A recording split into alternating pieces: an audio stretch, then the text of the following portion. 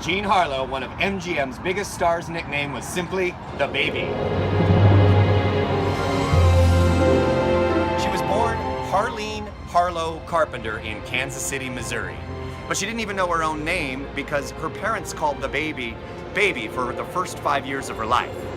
It's when she was a teenager and went out on a dare to sign up for an open casting for Fox Pictures. It was then that she put on the form her mother's maiden name, simply Jean Harlow. She got the bit part. But Jean Harlow was truly discovered by Howard Hughes in the film Hell's Angels. See, the studios were scrambling to remake silent pictures into talkies, and Mr. Hughes' leading lady had a thick Norwegian accent. So Jean Harlow replaced her. That movie debuted in 1930 at Grauman's Chinese Theater. And it was the #1 box office picture of the year, even besting Greta Garbo's Anna Christie that year.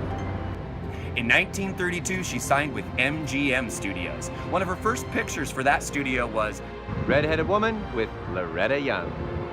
That was one of the few pictures she wasn't a blonde, and I have no problem with that. She would go on to star multiple times with such luminaries as William Powell and Spencer Tracy, and even did 6 entire pictures with Clark Gable. Her life was not without scandal, though, because her husband was found shot dead in their home. Now, the papers for a while thought maybe she was responsible for murdering her own husband, but the autopsy proved that it was indeed a suicide, and her career flourished.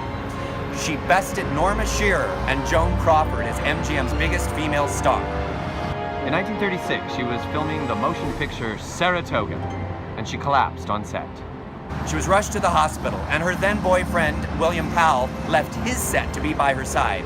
But alas, she died a few days later of kidney failure at the age 26.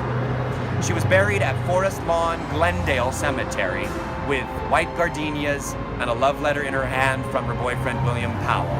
The mausoleum simply read, "Our baby."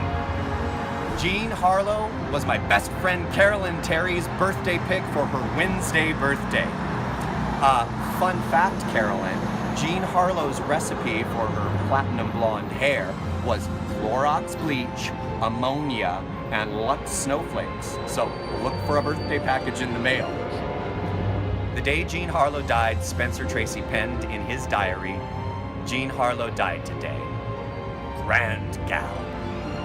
This is Todd Pickering for Walk of Fame Wednesdays. I will see you next week in Hollywood.